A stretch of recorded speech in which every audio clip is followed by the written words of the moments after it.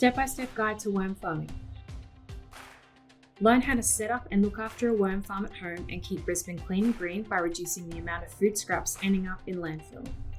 This video will take you through the process of setting up a worm farm, maintaining your worm farm, harvesting worm castings, and using worm castings in your garden.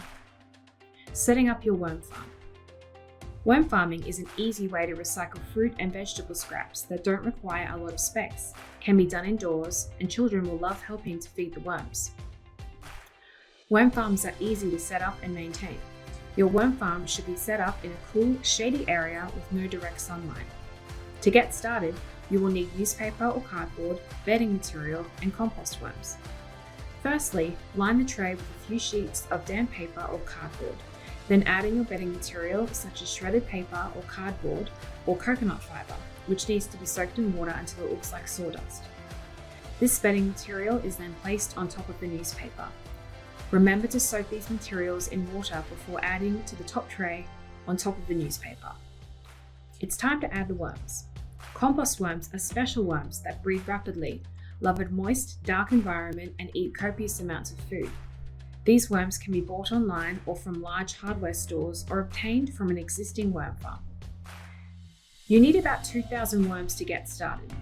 Place all the worms in the tray and cover with a piece of damp sacking, cardboard or newspaper to keep the worm farm moist and dark, just the way the worms like it.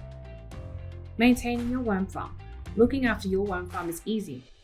Your worms eat and sleep in the same area, so put food straight into the tray under the top cover. Feed your worms every 1 or 2 days and cover it with some shredded paper, cardboard, or dry leaves. Worms like all fruit and vegetable scraps with the exception of citrus fruit, onions, chili, and garlic.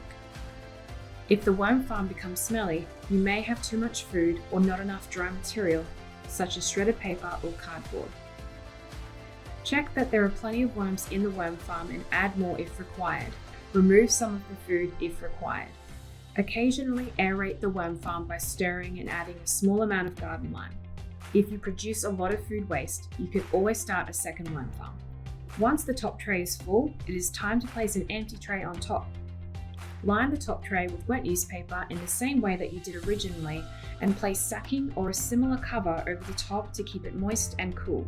Place the food in the top tray under the cover and worms will naturally start to move up to this tray. Worm castings are the soil-like material that is produced when the food is broken down by the worms. This is the black gold for your garden.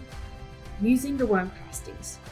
After a couple of months, most of the worms will have moved to the top tray, and castings may be removed from the original tray. Castings can be mixed with garden soil to be used as potting mix or used as a top dressing on your lawn.